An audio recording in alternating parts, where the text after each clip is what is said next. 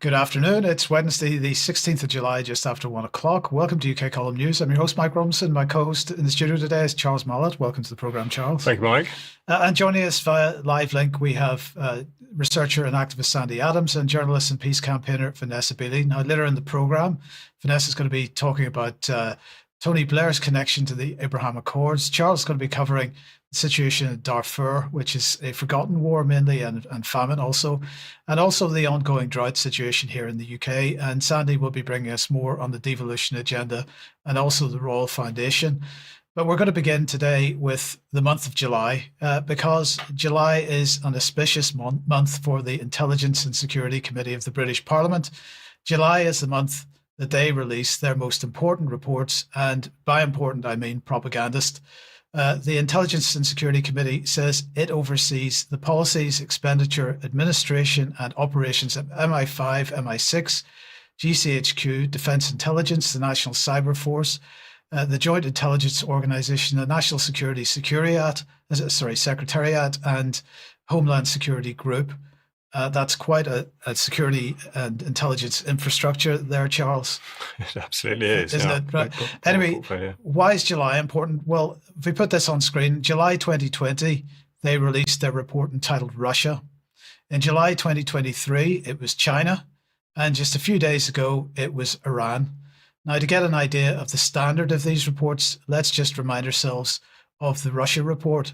The main thrust of the report was the claim that Russia has been interfering in British democratic processes, and that as a result, social media companies needed to remove covert hostile state material from their platforms, and they said the government must name and shame those platforms that failed to act. To quote them, they said at the time, the government must now seek to establish a protocol with the social media companies to ensure that they take covert hostile state use of their platform seriously and have clear timescales within which they commit to removing such material.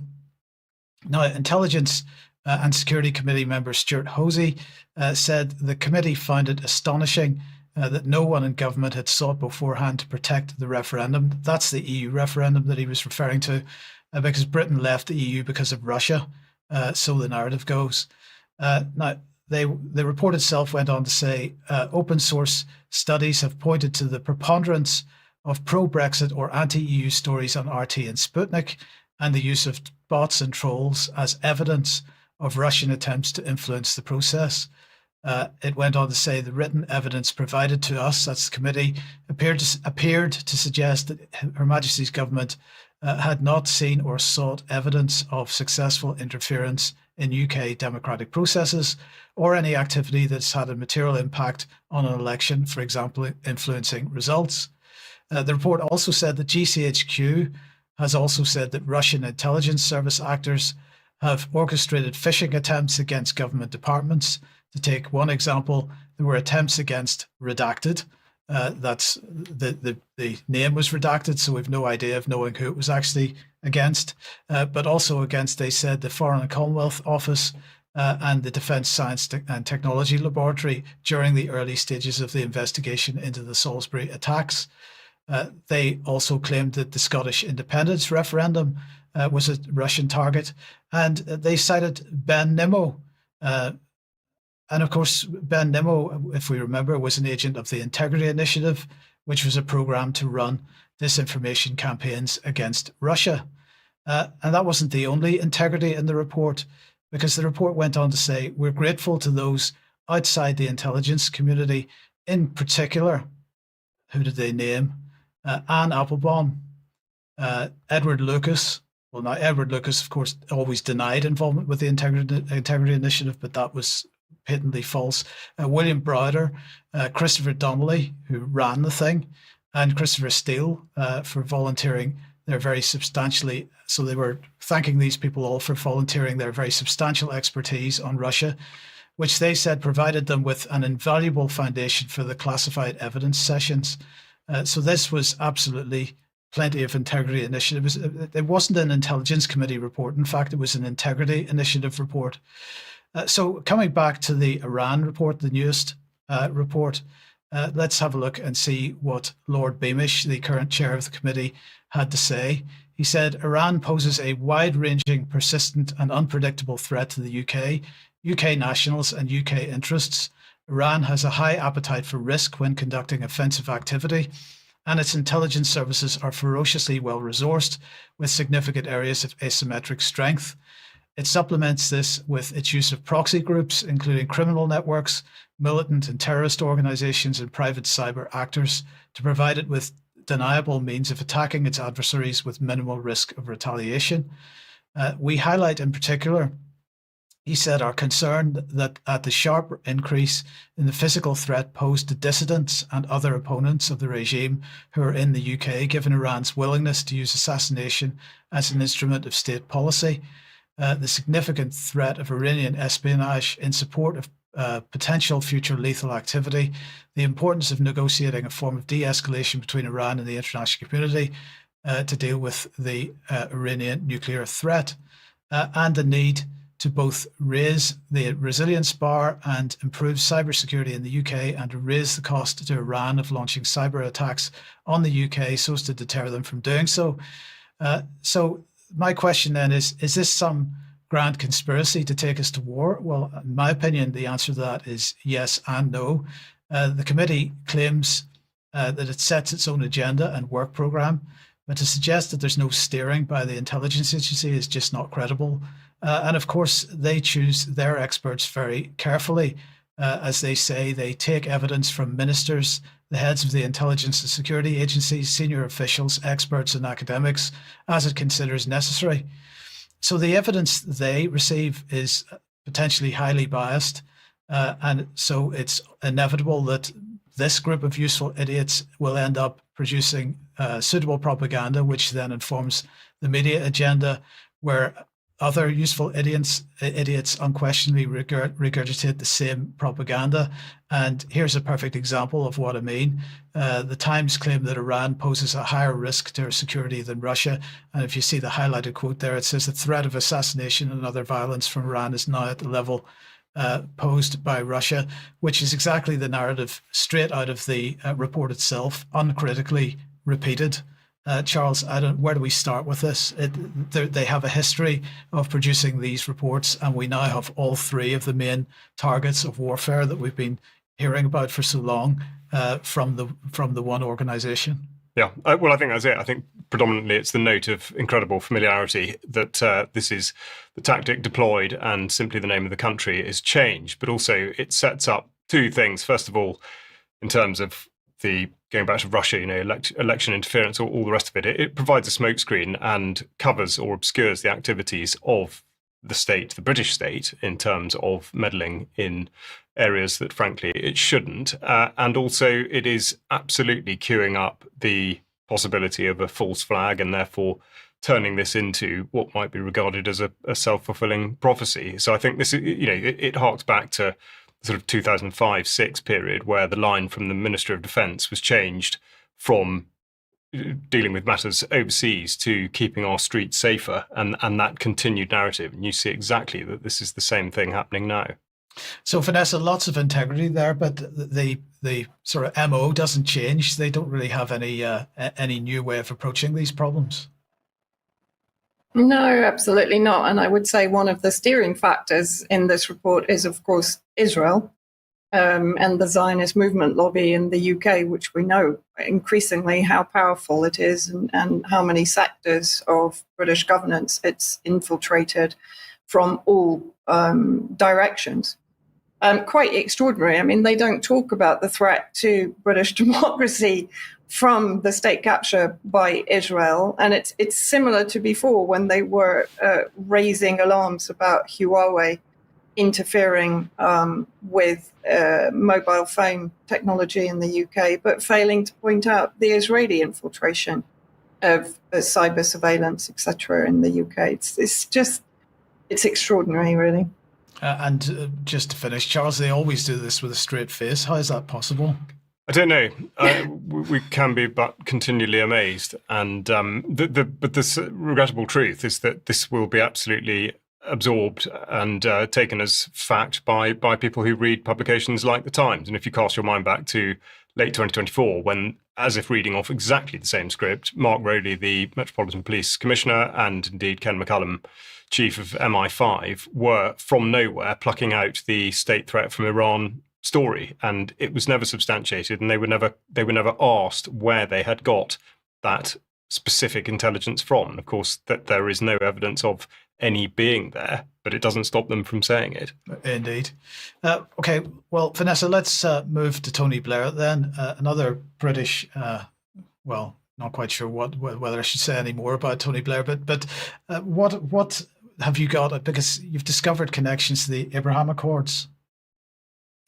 Yeah, of course. I mean, Tony Blair's influence in events in the Middle East has been ongoing for decades, including, of course, most notoriously the war against Iraq, which set up the regime change war against Syria, which we've discussed many times on UK Column. But I want to start with this very short clip, which demonstrates exactly the agenda behind Tony Blair and the collective that he represents in the summer Davos in China when he's asked the following question by the interviewer. First, for hearing your perspective on the geopolitical and geoeconomic situation. Could it have been more complicated, the geopolitical situation that we're seeing today? Well, we'd be kind of out of business if it wasn't so. I mean, I have to say, the interviewer also asks him about the complex situation in the Middle East, and again, he giggles. I really, it's very hard to watch this guy now. But interestingly, yes, I did find out in the last few days that actually Tony Blair was largely responsible for setting off or initiating the Abraham Accords discussions. This is in the Jewish News, which is based in London, the London genesis of the Abraham Accords. And what does it actually say? That in 2015, in an interview in the Israeli media last weekend, it was Tony Blair who revealed that back in 2015, so this was before President Trump was elected for his first term, he first introduced Prime Minister Netanyahu's trusted consigliere, Yitzhak Molcho, to an Emirati cabinet minister in London. It then goes on to show that by the end of 2016, so that was the very beginning of Trump's first administration, the same UAE minister met Netanyahu, who was then introduced to Crown Prince Mohammed bin Zayed. 2018, Netanyahu visited Abu Dhabi twice on an Israeli flight that crossed Saudi airspace. So it does appear that Tony Blair set or created the groundwork ready for Trump's first administration that brought in the Abraham Accords through Trump's son-in-law, Jared Kushner. Blair also in the same article points out that bin Zayed, in his opinion, showed exceptional political and leadership talent, and Netanyahu is a remarkable politician, of course, conducting genocide in Gaza and the West Bank as we speak. So in 2020, basically the UAE, which was a former British protectorate, which perhaps explains Tony Blair's focus on the UAE, the Abraham Accords, unlocking sustainable and inclusive growth across the Middle East. But what does this actually mean? This is Tony Blair's statement on the actual signing, which was published up at his Tony Blair Institute for Global Change. And if we actually look at what his statement said, for many years, I and my institute team have worked on deepening relationships between Israel and the Arab world. Of course, the Arab world basically means the Arab Gulf states, Jordan and Egypt. I had long come to the conclusion that if we want to see a fair resolution of the Israeli-Palestinian issue on the basis of two states, there had to be a complete reversal of the idea that the Arab world should refuse contact with Israel until a peace agreement was made. So apparently the resistance should desist, and boycotts and divestment should also not be allowed. He then goes on in published up at the Tony Blair Institute, how the Abraham Accords are shaping a new technological covenant. Now, this is where it does get slightly interesting. It's very clear that the collaboration with UAE in particular is focused very much on a digital authoritarian global dictatorship. So UAE is concentrating on becoming a front runner in more secure smart cities, driverless taxis, smart pods and eco houses, networks of sensors and camera, data gathering services, and in very strong cybersecurity. All of this, of course, created in collaboration with Israel, but also with China. He then goes on to point out again in the same statement or article up at the Tony Blair Institute. So the next chapters will tell stories of the possibilities of turning the region into a global powerhouse of fintech capability through uniting Israeli tech innovation with the UAE's financial expertise. I'll leave you to translate that, leading the way in a new Abrahamic covenant for the technological area. So, of course, that means central bank, digital currency, etc. But let's have another look at the UAE that was involved in the Saudi, Israeli, US and UK war against Yemen since 2015. And in fact, I've written numerous times about the UAE black sites in southern Yemen using US-style torture against Yemeni civilians, quite horrific reports from that for at least the last 5 years. And of course, they were involved in the targeting of the Yemeni civilians in partnership with Israel and Saudi Arabia. But then also, I looked into the digital authoritarianism in the UAE, and across the board, this is an article linked to Chatham House, but almost all of the Western elite-linked think tanks have written about the danger of UAE's digital authoritarianism, which includes, of course, the use of elements like the Pegasus spyware, which was developed by Israel, and the spy unit 8200 to spy on dissidents, gather information, which, of course, in the UAE then immediately leads to their arrest. There's a lot of information about this online. But the Abraham Accords, of course, then led to the Abraham Shield Plan, which, again, we've covered here on UK Column. It's a coalition basically to ensure the genocide and the extermination of Palestinians, the creation of the dystopian state that, again, we've talked about, Palestinians being confined to ever-reduced landmass concentration camps, the sale of their land or giving of their land into a trust, and then basically their displacement from Palestinian land into neighboring countries. And last week, of course, we talked about Tony Blair's staff who took part in the Gaza Riviera project with BCG. BCG, of course, is the company that was managing the Gaza Humanitarian Fund, American private military contractors who were running the humanitarian aid for Palestinians that, of course, is being used by Israel to effectively massacre more Palestinians coming into smaller and smaller areas to gather aid. And I remind everybody to have a look at the Blair Bush project in Syria that brought al-Qaeda to power, because this connects everything. So it shows very clearly that what Tony Blair is tasked with is creating a digital surveillance oppressive bloc using the Gulf countries, the Arab Gulf countries, and basically harnessing the countries that are prepared to normalize with Israel to create what I think is a very dangerous development block of all of these concepts to enslave humanity now and in the future, and of course who are deeply connected, as we've said before, to the British state, to the US and to EU states. So I want to end with another section, and I apologize for inflicting this upon all of you, but this is Tony Blair still at the summer Davos, China event, talking about his view of governance. So let's have a look at this. You do a poll in the Middle East, by the way, of young people across the whole of the Middle East and ask them, which country do you want your country to be most like? The answer is, I think, virtually every year comes back the UAE. Yeah. So, this is, and that's not a coincidence, by the way. It's because of the way the governance has been. And one of the reasons why, my institute works in almost 50 countries across the world today. And one of the fascinating things is that everyone always thinks their situation is unique. And of course, in a way it is. But whichever country you go to, most of all what people want is the opportunity to do well, right, if they work hard, to have peace and stability, to raise their family with some chance of a decent future. And that's the same wherever you go.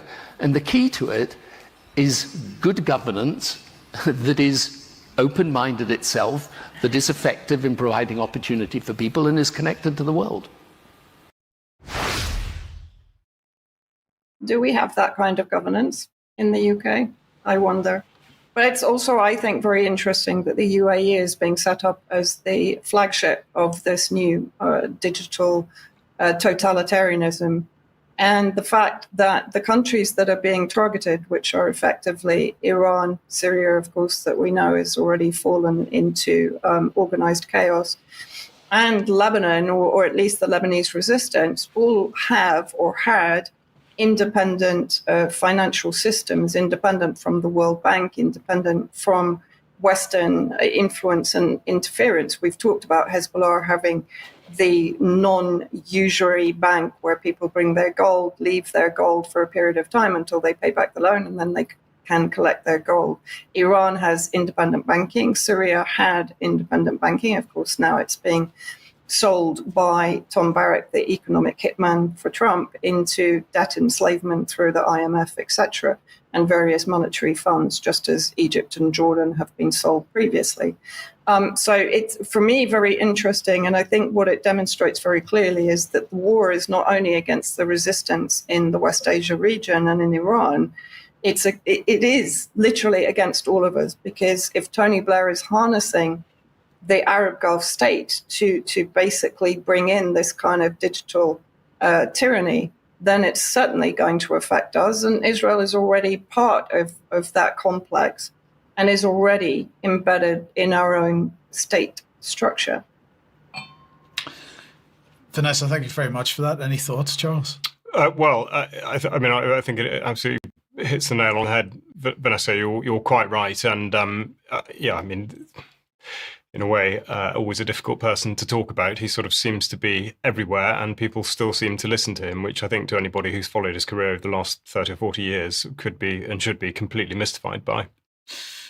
Okay, well, let's move on then to Africa and Darfur. Yeah, indeed. And in fact, that will link back to Vanessa's report rather closely. But we start with the British High Commission, who in Nairobi have been busy tweeting about increasing the exports from Africa into the UK market, with a load of footage here showing the President of Kenya, William Ruto, smiling in London with Keir Starmer, presumably because he's managed to get away from the rioting and discontent in his own country. Now, Ruto himself has used the same surveillance platform to remind the public of the, quote, areas of mutual interest between Israel and Kenya. And that links obliquely to the concurrent reporting from New York on the activities of the United Nations Security Council. Now, first of all, we have James Kariuki, the Deputy Permanent Representative to the UN, who made a statement about humanitarian access to those in need in Sudan. This was back on 27th of June. He said little of note and absolutely nothing that could constitute action on the matter. But I would say his remarks are perhaps best characterized by his encouragement of others to do something. Quote, we welcome continued efforts by the UN, the African Union, and countries of the region to advance an inclusive political process. And then on Thursday, 10th of July, the council met to discuss the situation in Darfur. And this was prompted by a report from the deputy prosecutor of the International Criminal Court, Nazat Khan. Now, before considering what it is that she did say, I should just point out the remit of the ICC, as shown here on the banner at the top of their website, says trying individuals for genocide, war crime, crimes against humanity, and aggression. Now, she was keen to begin by thanking the president of Sudan for attending, a point of significance, which I'll come back to. Khan's opening gambit was to state that, quote, the humanitarian position has reached an intolerable state, which makes it significant that her statement, which was nearly 2,000 words long. She did not mention a single date. Now, the reference to the humanitarian position could describe any point over the last several decades, making this just another demonstration of the international community's sustained ability to preserve and protect vested interests while talking as though something will happen. And to pick out an example with which to illustrate the point, Nazat Khan said, quote, "And I wish to be clear on a key priority in this respect. We must work together with seriousness and focus to secure the arrest of those individuals subject to ICC arrest warrants presently in Sudan. Omar Hassan Ahmad al-Bashir, Ahmad Harun, and Abdel Rahim Mohammed Hussein." Now, she's referring here to a process which has already been going on for 20 years, and still no sanctions have been brought against any of those three men. UK Column has covered the extraordinarily ineffectual record of the ICC, and I refer back to Khan's opening remarks about Sudan's president, Abdel Fattah al-Burhan. In 2008, when delivering a similar report, the then ICC prosecutor, Luis Moreno Ocampo, said, quote, "My office has a duty not to intervene when national authorities are conducting national proceedings. This is the principle of complementarity. The Sudan claimed that it would investigate and prosecute perpetrators of crimes." Well, obviously it did not. Now, as to whether there is any sincere desire for or expectation of change, this clip examines the effectiveness of the UN set alongside the remarks of Kieran Prendergast, the former Undersecretary for Political Affairs at the UN, as recorded for a PBS Frontline documentary from 2007.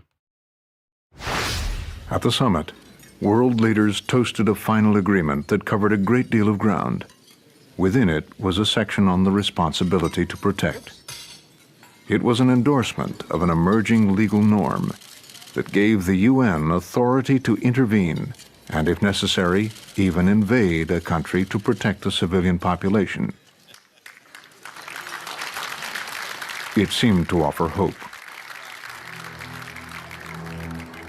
But once again, principles the UN put on paper would not translate into concrete action to save the people of Darfur. Veteran UN officials were candid in their skepticism. We don't mean it when we say that we're not going to accept other Rwandas, further Rwandas, but I never thought we did mean it. And it's a very sad conclusion, but I don't think there's any evidence to sustain the view that we did mean it. We may have meant it at a kind of, at a level of generalized indignation, but when it comes to accepting the consequences of that, we don't.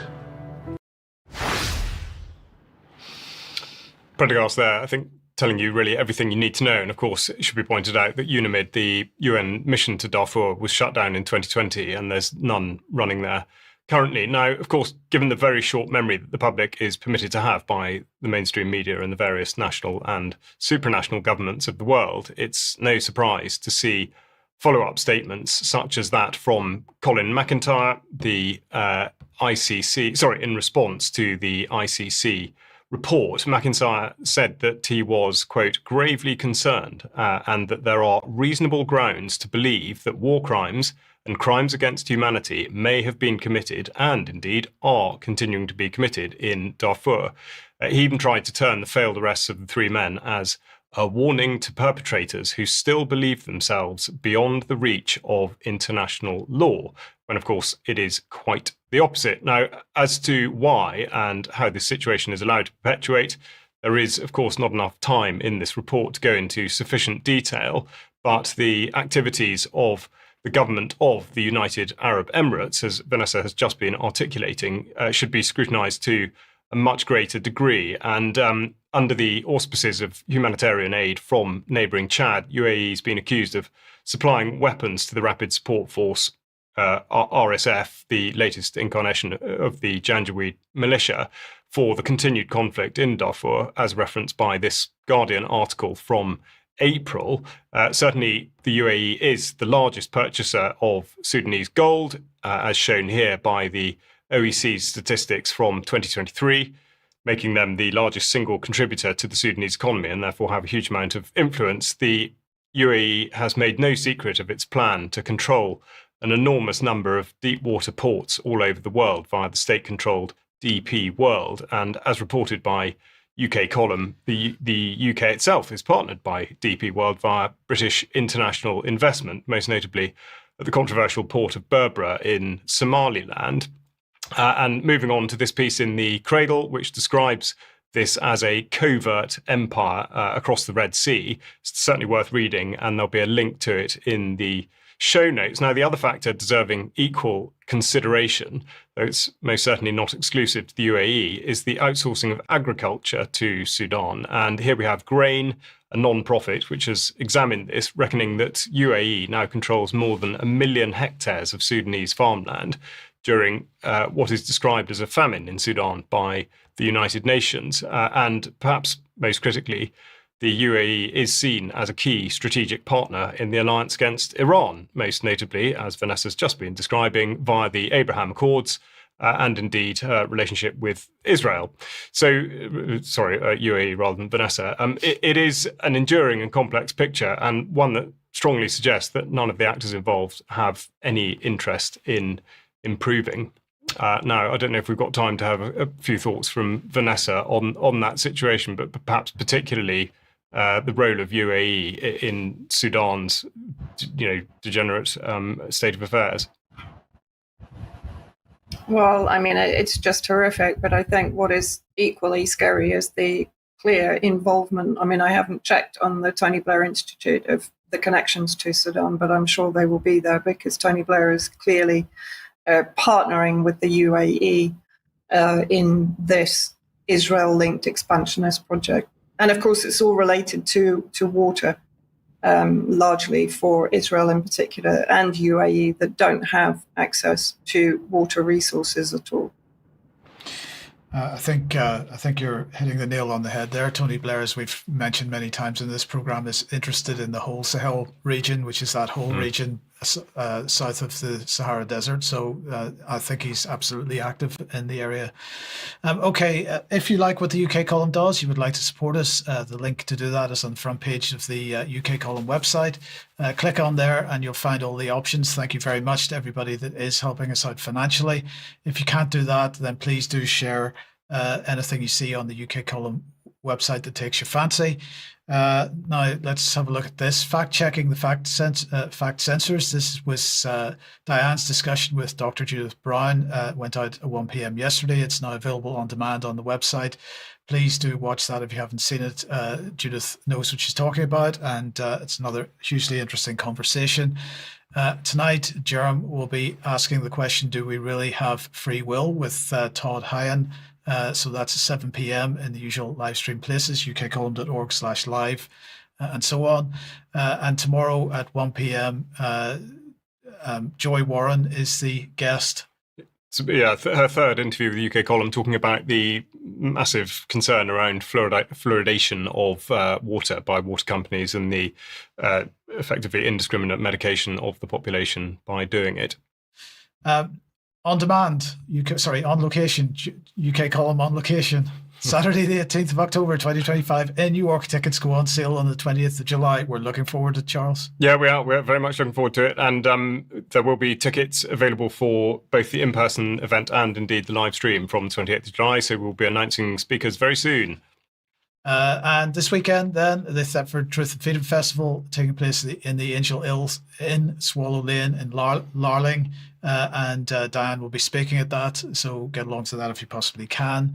And the question of devolution, Sandy, which we're about to talk about, you're going to be speaking on this on Sunday. Yes, I am indeed. The distance meeting in the southwest at Goffinland in Devon, in Exeter. I think Andrew Bridgen's speaking as well. I don't know what he's speaking on, but he usually pulls it out of a hat. And I'm just going to be really focusing on devolution because it is really something that I'll be speaking about later, and so will you. And it's a really important topic because it is all about our democracy, or lack of at the moment. Yeah.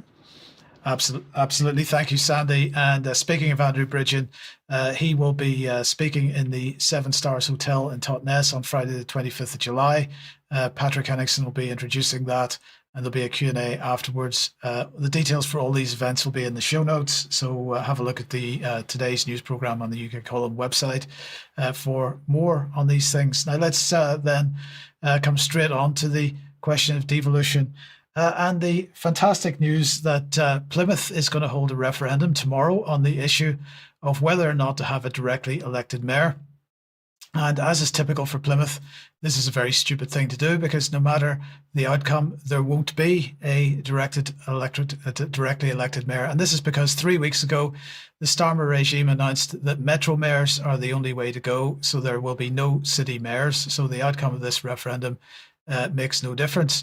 Now, the most widely recognised metro mayors are, of course, Sadiq Khan and Andy Burnham, but there are quite a number of so-called regions which have elected mayors now. According to the Institute for Government, regional mayors are directly elected leaders who chair mayoral strategic authorities, brackets also known as combined authorities, to which specified functions and budgets have been devolved from Whitehall. Mayoral strategic authorities are formed by a group of local authorities at a city, regional or regional level, as the Institute for Government says. And they go on to say that the specifics of the powers of MSAs vary from place to place, but typically include aspects of transport, skills, housing and local infrastructure investment, and in some cases, spatial planning, policing, health and employment support. Now, the government's devolution bill will establish a 3-tier devolution framework, they say, that applies by default to all places, bringing greater consistency of what is devolved to each MSA. Now, what they're talking about there is the English Devolution and Community Empowerment Bill, which Sandy's going to talk about in a second, introduced a few days ago by Angela Rayner, and which Ben spoke about on Monday's programme, and which will bring centralised control to the local level. But as we've been highlighting this for years in article after article, these people are about as democratic as Stalin, and just lots of articles on this topic. So, Sandy, let's hear more from you on this. Yeah, sure. I mean, my first slide is really from it's saying, are these mayors, are they going to fix our regions? Well, no, I don't think they are. They're going to fix it for themselves, surely, and for global governance, but they're not going to fix it for the people of the UK.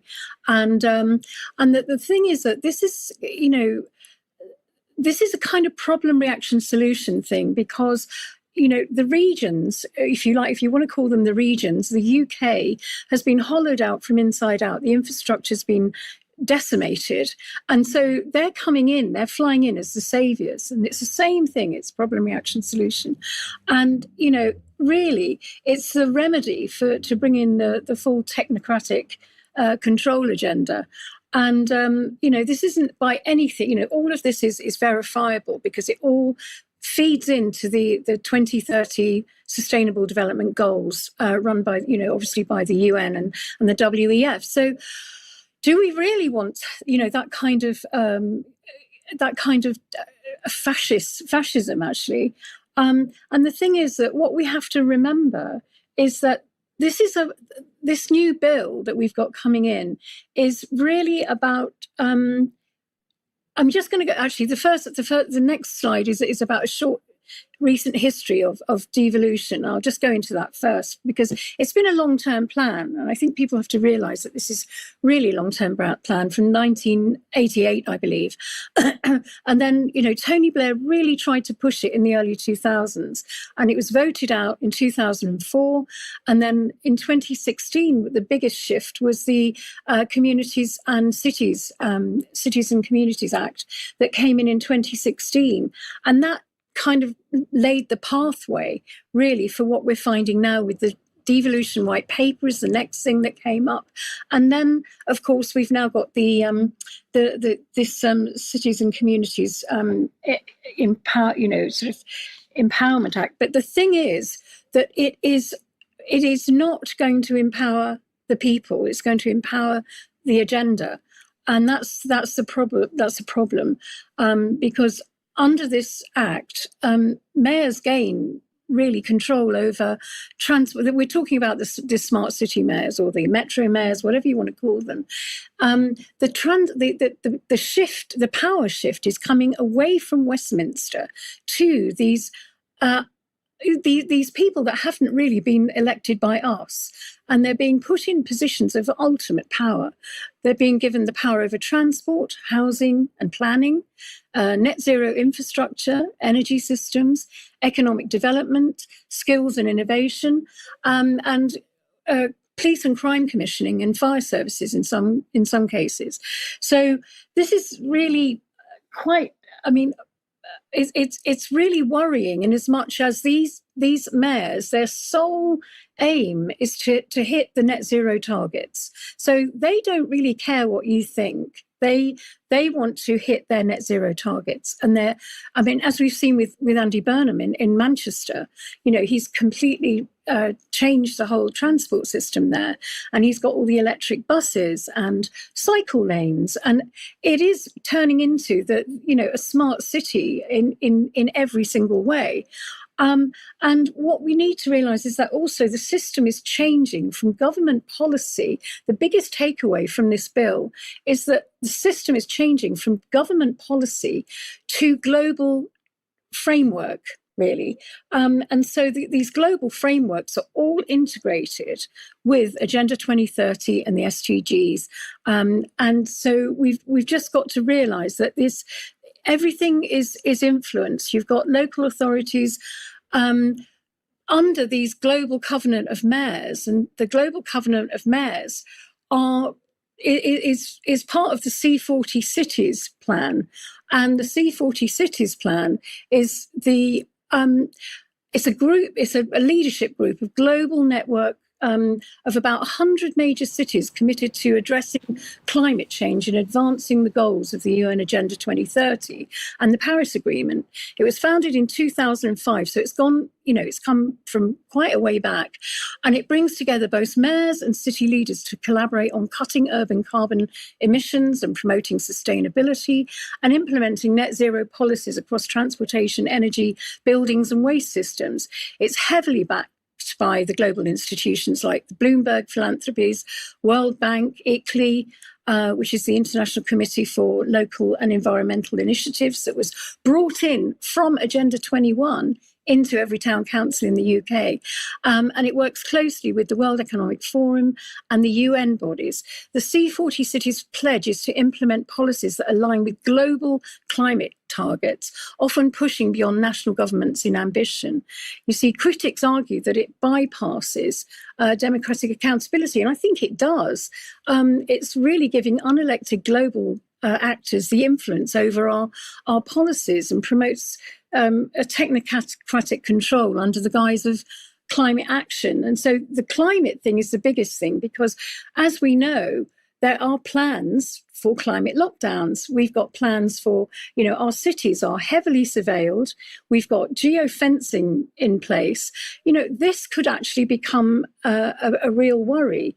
And the fact that we're bypassing Parliament is being the powers of Parliament are being literally shifted over to these global mayors. So I really feel that we've got to somehow understand that the way things are going, our democracy is being further eroded, because at least at the moment, I know our town councils, some of them are pretty bad.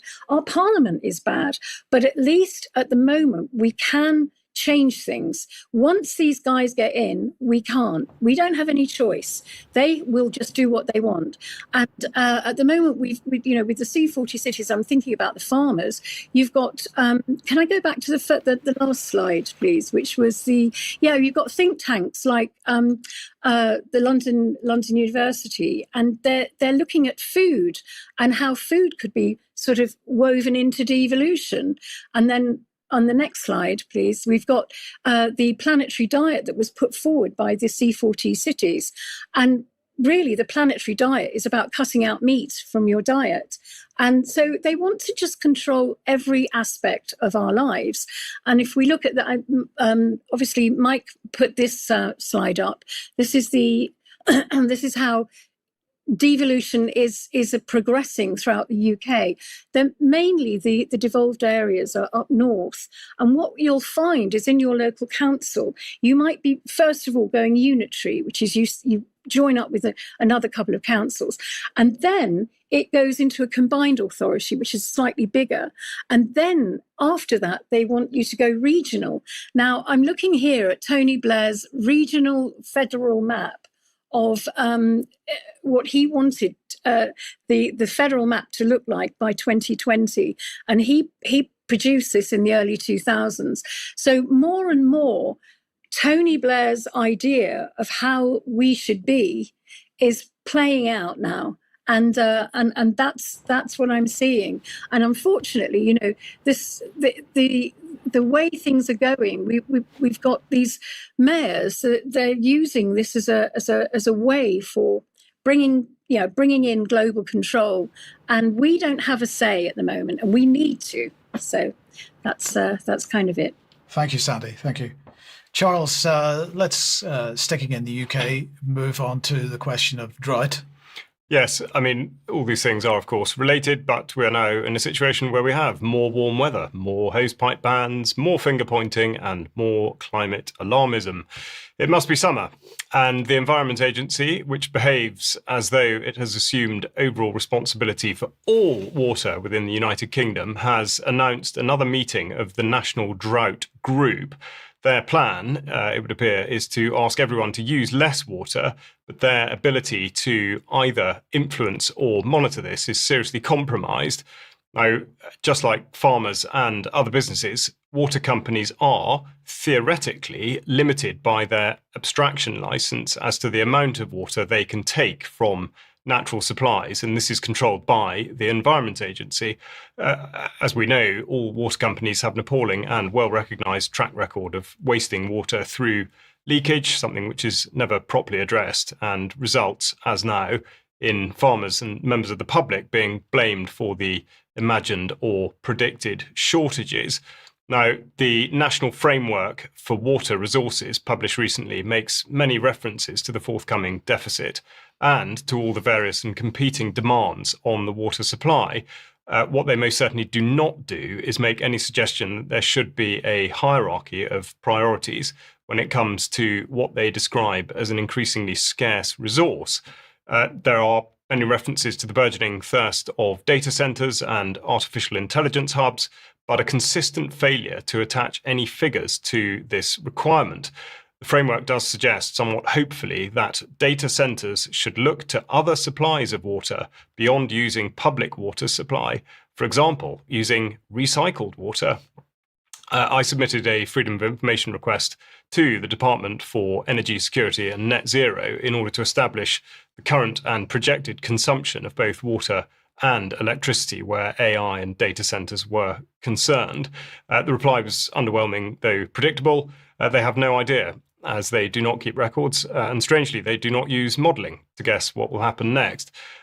Also claiming not to use modelling is the annual State of the UK Climate Report 2024, published on Monday, so for the year in retrospect.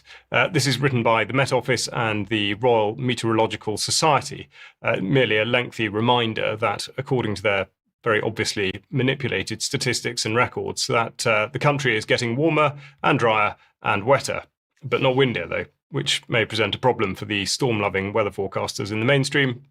The other key assertion is that the sea level is rising, and of course, all of this is written with two things in mind. Firstly, it's your fault, and secondly, it is all dangerous.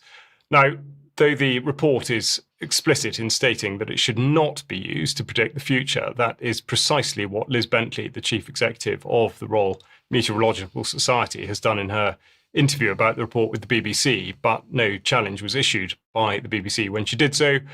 Concurrent with the doom-mongering has been the belief that this year's harvest will be a disaster, which of course provides the perfect nudge into consuming lab-grown indigestibles.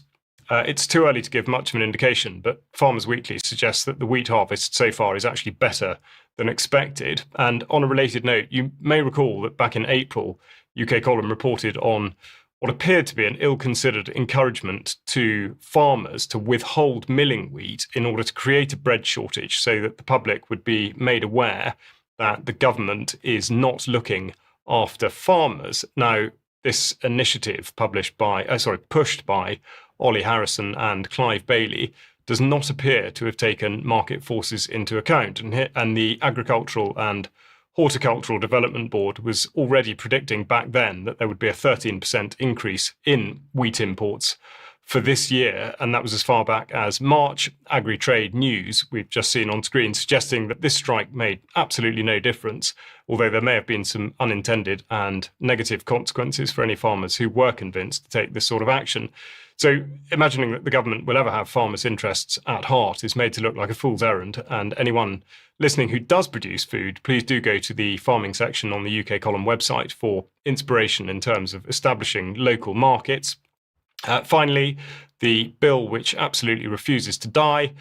There would be a strong chance that the era of global boiling will have petered out by the time the Climate and Nature Bill is debated again in Parliament, and its second reading, already pushed back to the 11th of July this year, has now been further deferred to Friday the 29th of May 2026.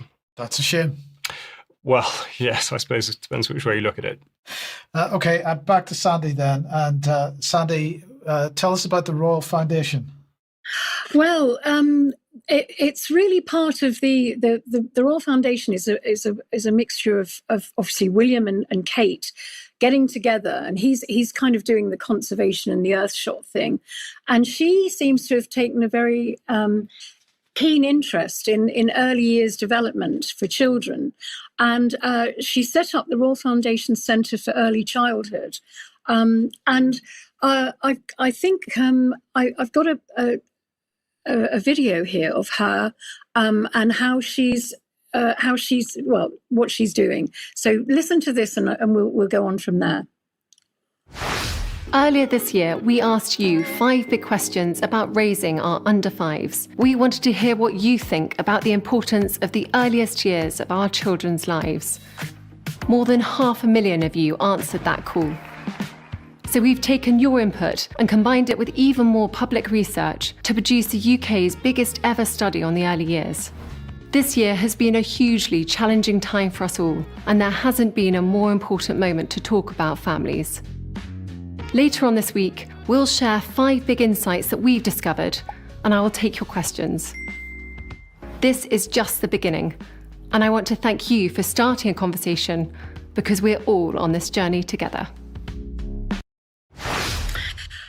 Right. Well, it's interesting. She's the foundation have teamed up with the Lego Foundation, Unilever, and there's NatWest and Ernst & Young and Deloitte. And these big corporations are heavily invested in early child development. Now, I wonder why. And we can see now that because of the AI in schools now, they can monitor those children's outcomes. And as we know, outcomes for children are being sold, to third parties on the blockchain and sort of almost like betted as futures. And there's children are being commodified in school. And these early years things is really quite, I find it really concerning because, this is there is another video, but it was too long to put on. But can I have that slide back? Yeah, this slide. It shows you that it's all about feelings and empathy and understanding each other and working alongside each other and collaborating and being in children being in community, and how all of their feelings and everything are very important. Well, of course they are, because they are monitoring them with SEL learning, which is social and emotional learning, through the devices in their schools. And all this information is being sold on to third parties. It's being harvested and used as a commodity.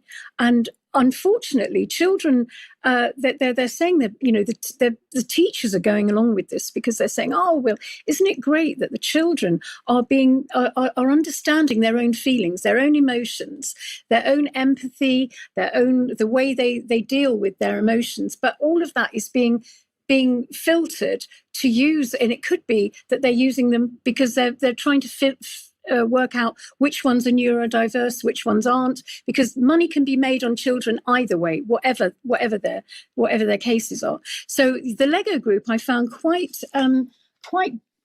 weird, really. Well, not weird, but they're very close to the WHO and UNICEF. They're working in conjunction with them, and you know they've got Play Futures labs. And they've got global ties with they're an advocate of the SDG 4.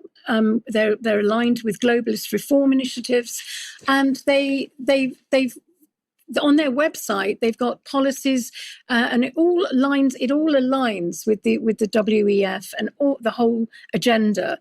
And what I thought was really strange is in the next slide they actually have a policy of snitching in their corporation, that if you find somebody that is not actually going along with their narrative, then you can snitch them and get them the sack, which I thought was quite interesting. So all of this is aligned to a bigger picture of data harvesting children in the early years, which is really it's technocratic framing of childhood.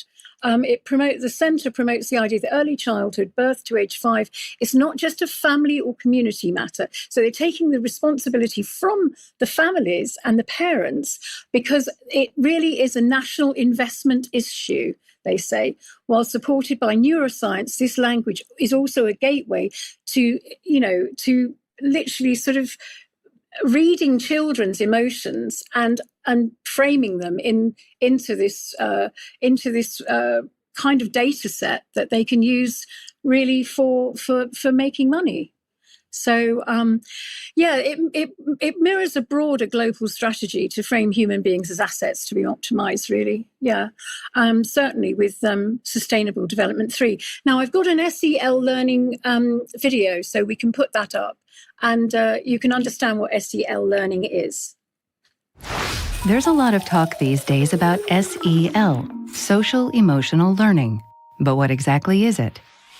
Social emotional learning is the process of learning social and emotional skills, and it's just as important as learning reading or math. This learning process is most effective when it begins early and continues through high school. Social emotional skills are essential for success in school, work, and life. With SEL, students learn to manage their own emotions and behaviors, have empathy and show care and concern for others, solve problems effectively, make responsible decisions, and maintain healthy relationships. Students learn to recognize what's happening inside them and to be aware of their emotions, which helps them deal with strong emotions and impulsive behaviors. It helps them stop, take a breath, and think about a situation before acting. Students learn to identify others' emotions and perspectives, which helps them empathize and show compassion, no matter who they are or what their background is. It's not difficult to imagine how this is important in the classroom and in life. Students learn to solve problems in peaceful ways and communicate assertively about what they need or want. This helps them get along with other students and get the help they need from adults. Yeah, the adults. So it just shows you that this supports long-term psychological compliance, really. They want the perfect global citizens, and it all aligns with the ESG values, and it takes the responsibility of the parents away, and I think it's a form of child abuse, actually, but that's probably going a bit far, but I don't think so. Any thoughts? The outsourcing of everything. Where does it end? It's totally absurd.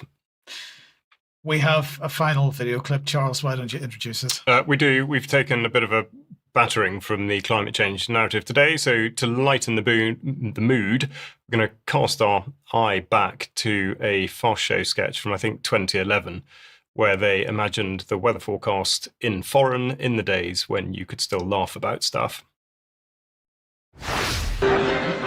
Necketeros fosso tipia fiteros weekend meteorologicos met Paula. Hello, clásicos de paratos meteorologi a Valley Portos. Scorchio. Mini cuniatera interior. Scorchio. Mini cuniatera exterior. Scorchio. Monte Blanco. Scorchio. Costa. Scorchio. Meteorologicus mañana. Oh, Scorchio. Scorchio.